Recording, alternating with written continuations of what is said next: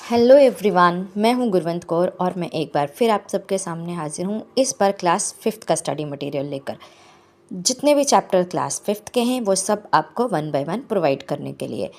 आप मेरी पिछली वीडियोस अगर देख चुके होंगे तो आपको पता होगा कि मेरे वीडियोस बनाने का मकसद होता है टीचर्स को वो सारा लेसन प्लान या स्टडी मटेरियल या कंटेंट, आप कुछ भी कह सकते हैं, प्रोवाइड करवाना जो न्यू सीबीएसई ईवीएस की बुक्स में दिया गया है। क्योंकि ये नई बुक्स हैं, बहुत सारे टीचर्स को पता नहीं चल रहा है कि क्या पढ़ाएं क्या ना छोड़ें, क्योंकि बहुत सारे कंसेप्ट जो हैं वो एक ही चैप्टर्स में इंक्लूड कर दिए गए हैं। पिछली बुक में बहुत ज़्यादा चैप्टर्स थे तो हर चैप्टर में एक डिफरेंट टॉपिक था, एक डिफरेंट कंसेप्ट था। लेकिन इस बार चैप्टर्स का नंबर बहुत रिड्यूस हो गया है तो उन्होंने कंटेंट सारे मिक्सअप करके एक ही चैप्टर में डाल दिए हैं। तो हमें 2-4 कंटेंट या कॉन्सेप्ट्स एक ही चैप्टर में पढ़ रहे हैं तो ये कंफ्यूजिंग हो रहा है कि हम बच्चों को कौन सा क्वेश्चन किस तरह से करवाएं। तो just to make it easy for everyone, for every teacher, for students, मैं आपको यहाँ पर वीडियोज़ में कुछ स्टडी मटेरियल प्रोवाइड कर रही हूँ। तो आज से हम स्टार्ट कर रहे हैं क्लास 5th की 1 बाय 1 में सारी वीडियोज़ अपलोड करूँगी। तो ये है हमारी यूनिट लाइफ अराउंड अस का पहला चैप्टर, चैप्टर नंबर 1। याद रहे पूरी 5 यूनिट होती हैं, यूनिट 1, यूनिट 2, यूनिट 3, यूनिट 4 और 5, और हर यूनिट के अंदर 2 चैप्टर्स हैं। तो दैट मीन्स टोटल 10 चैप्टर हैं और आज हम चैप्टर 1 पढ़ेंगे।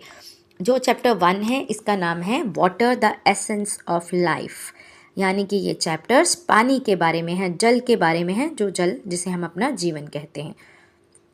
इस चैप्टर्स में बहुत सारी एक्टिविटीज़ बुक में ही दी गई हैं तो हमें एक्स्ट्रा कुछ भी करवाने की ज़रूरत नहीं है। बुक के पेज नंबर 6 पे एक्टिविटी है, 9 पे एक्टिविटी है, 10 पे एक्टिविटी है, उसके अलावा 18 पे एक्टिविटी है जिसमें और आप बच्चों से सोर्सेज ऑफ वाटर पेस्ट करवा सकते हैं। पेज नंबर 20 पे पेपर एक्टिविटी है, आप सब करवा सकते हैं। इसके बाद बुक वर्क है पेज नंबर 5, 6, 13, 18, 20 पर। मैंने हर बार की तरह जितना भी बुक वर्क है वो वर्कशीट्स में ही करवाने की कोशिश की है, क्योंकि बुक अलग से चेक करना और नोटबुक अलग से चेक करना कम्बरसम हो जाता है, हमें थोड़ा इजी वे करना है। तो मोस्टली बुक के जो क्वेश्चंस हैं जो रेलेवेंट लगते हैं वो हम सब वर्कशीट्स में, मैं ट्राई करती हूँ कि मैं वर्कशीट्स में ही उन सब क्वेश्चंस को इंसर्ट कर दूँ और वो डिफ़िकल्ट ना बने। तो let's start with the chapter. As usual first part जो होता है हमारा डिफ़ाइन का रहता है। 5 या 6 डेफिनेशन हर चैप्टर में रहती हैं। तो इस चैप्टर में भी ग्राउंड वाटर का, अब वाटर है तो वाटर के बारे में ही पढ़ेंगे, तो हमें पता होना चाहिए ग्राउंड वाटर क्या होता है।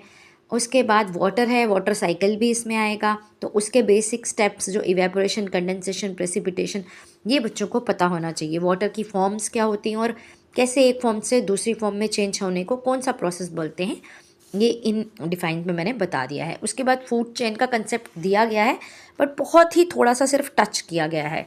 उसके बाद टेक्सचुअल क्वेश्चंस पहले हम पकड़ेंगे, क्योंकि टेक्सचुअल क्वेश्चंस तो बहुत सारे होते हैं पर मुझे जो रेलेवेंट लगते हैं कि हमें बच्चों को ये करवाने हैं, क्योंकि सारे क्वेश्चंस नहीं करवा सकते हम। जब हम सारे क्वेश्चंस करवाएंगे तो बहुत वास्ट हो जाएगा, और कुछ सिर्फ डिस्क्रिप्टिव क्वेश्चंस होते हैं, कुछ सिर्फ ऑरल कंसेप्ट्स के लिए होते हैं, तो हर क्वेश्चन हम नहीं करवा सकते, या कुछ क्वेश्चंस को 2-3 क्वेश्चंस को बाई पार्ट्स में पूछा जाता है तो हम क्लब करके भी यहाँ पे करवा सकते हैं। क्वेश्चन नंबर 1 है why can not we drink the water present in the ocean.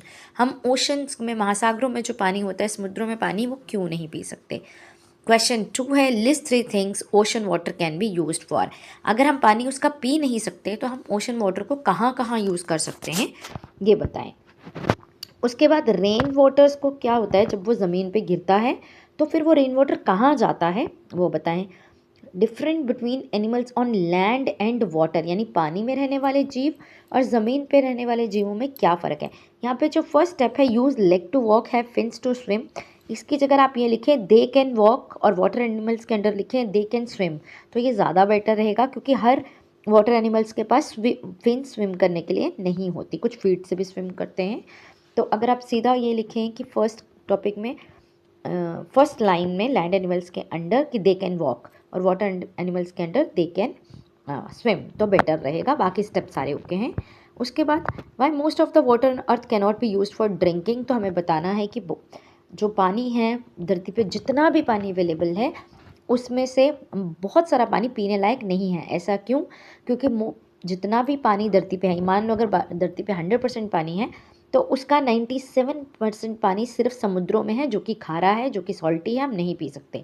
बाकी बचा पानी ग्लेशियर्स में है, 2.15 या 2% कह लें रफली, और यूजेबल वाटर जो है वो सिर्फ नियरली अबाउट 1% है जिसे हम पी सकते हैं या जो फ्रेश वाटर है।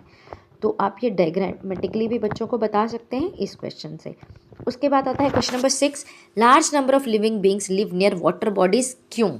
बहुत सारे लोग लिविंग बींग्स, इसमें एनिमल्स, प्लांट सब आते हैं, वो वाटर बॉडीज़ के पास ही होते हैं या क्यों।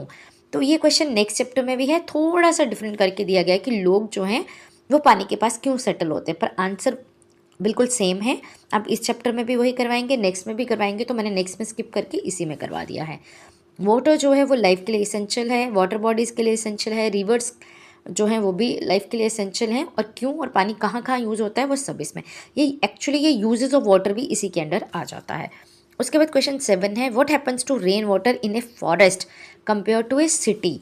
जंगल में रेन वाटर का क्या होता है और शहर में क्या होता है।